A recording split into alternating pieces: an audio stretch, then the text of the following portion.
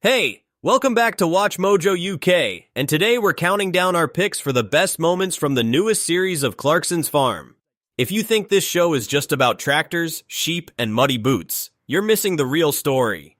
This is a show about chaos, business, ego, failure, and the strange genius of turning rural disaster into must-watch television. Number 10. The AgBot Obsession. Clarkson decides to drag the farm into the future with a brand new autonomous tractor. And once it starts moving across the fields on its own, the whole thing becomes strangely hypnotic. It plants crops by itself. It works through the night. It looks like the kind of machine that should belong in a futuristic demo, not on a farm full of cows, mud, and British sarcasm. What makes this moment so good is the reaction around it. Clarkson is amazed, Lisa comes out to watch, and even Kaleb ends up standing there, completely pulled in by the thing. For a man who usually treats every new idea with suspicion, that says a lot. And that's the joke here. The machine is useful, yes, but it also makes everyone watching it feel like they are standing at the edge of a much bigger change. It's clever, a little absurd, and exactly the kind of thing that makes this show feel so different from anything else on television. Number 9. Operation Skylark. This starts as a wildlife concern and turns into one of the most awkward farming versus nature clashes in the series. Clarkson wants to know what is happening to the birds on his land, so he brings in local birdwatcher Hannah. Very quickly, the whole thing becomes a mix of serious conservation, early morning fieldwork, and brutal reality. Hannah drags him out at 4 in the morning to listen for bird calls. Then the argument starts. Silage needs to be cut. The cows need feeding. The birds might be nesting in the fields. Everyone has a point, and that is exactly why it gets interesting. Clarkson's answer is to use drone technology to scan the land for heat. He assumes the glowing spots must be nests.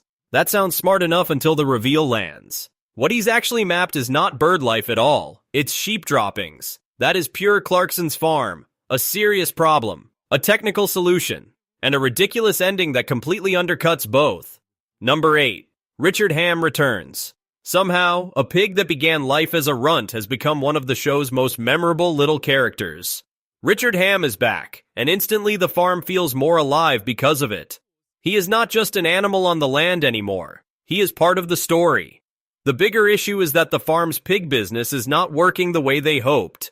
The breed doesn't produce the kind of meat they need, so Jeremy and Lisa have to make a hard decision. But Richard Ham is a different case. He stays. He is the odd one out, the lone survivor, the pig nobody quite wants to get rid of. And that is what makes the whole thing funny and weirdly sweet. They start trying to work out what to call his future companion, and suddenly the conversation becomes a joke about friendship, identity, and whether you can name a pig after someone famous without making the whole thing even more ridiculous. It's a small storyline, but it works because it gives the farm a bit of emotional texture. Not everything here is business. Sometimes it's just about keeping the weird little creatures around because they've become part of the place. Number 7. Dare Night. This is the sort of pub moment that only works on Clarkson's Farm. Clarkson wants people to be more open-minded about food, so he starts serving the parts of animals most people would never order first. Hearts, brains, ears, all the things that usually get ignored. It is a brave idea, and a deeply questionable one, which is why it makes for such good television. The whole thing becomes a test of curiosity. Some people get into it. Some people look like they've made a terrible life decision halfway through the first bite, and that tension is what carries the scene. You never quite know whether people are going to embrace it, laugh through it, or immediately regret everything. The squirrel moment is especially brilliant because it pushes the idea just far enough to become funny rather than gross. You can see exactly where the line is between adventurous dining and complete madness. And the show knows it too. That is why it works. It is not just about strange food. It is about trying to get people to see food differently without losing the humor that makes the whole thing watchable. Number 6. Lisa Goes Harvesting. This moment hits because it quietly changes the balance of the whole farm. Clarkson has spent so much of the series as the face of the chaos. But here, Lisa steps in and shows just how much the farm can run without him getting in the way. After Jeremy's prostate cancer diagnosis, there is a real shift in energy. The work has to continue, and Lisa is trained up to help Kaleb with the harvest. And when she gets stuck in, she doesn't just cope, she handles it properly. That is where the comedy comes from. Clarkson, who normally acts like the center of everything, ends up being the least effective person in the field. Lisa does the work cleanly, Kaleb knows what he's doing, and Jeremy is left watching the whole process like a man who has just realized his own operation runs better when he steps aside. It is funny, but it also gives the show a surprisingly human beat. The farm is not just Clarkson, it is everyone around him carrying it forward when they need to. Number 5. Horse Racing Chaos. Every country pub eventually becomes the setting for one completely unhinged afternoon, and this is one of them. A group of travelers turns up at the farmer's dog, and suddenly the whole place becomes a temporary launch point for horse and buggy racing madness. Clarkson is in no condition to manage the chaos himself, so Lisa keeps him out of it as much as possible, which is probably for the best, because once the situation starts unfolding, it becomes a strange mix of local bylaw confusion, horse movement, traffic, and people acting like this is all perfectly routine. It's one of those scenes that gets funnier the longer it goes on. Nobody seems fully in control, and yet somehow the whole thing still functions. Clarkson eventually gets there, gets briefed on what happened, and is left trying to make sense of a situation he never expected to deal with as a pub landlord. The best part is how little of it feels fake. It's chaotic in the exact way real-life chaos is chaotic. Nobody is writing the rules fast enough, and that makes every second better. Number 4. The Channel Tunnel. This is one of the best Kaleb moments in the whole series. The trip to the Netherlands gives him the chance to experience the Channel Tunnel, and he reacts exactly how you'd hope, with complete wonder and total confusion. He is fascinated by everything, how the tunnel works, how the air gets down there, whether France has different air, whether they need oxygen masks.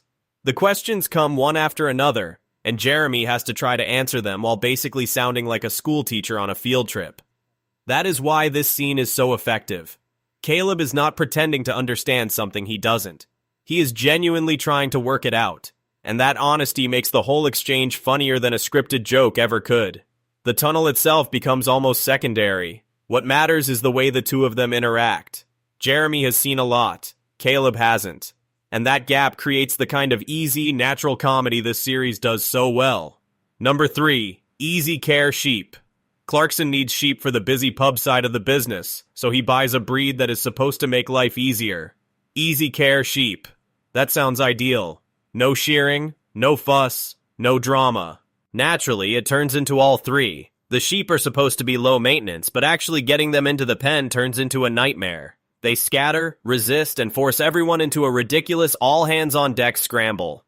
Even the production crew gets involved, which tells you immediately that the situation has gone completely sideways.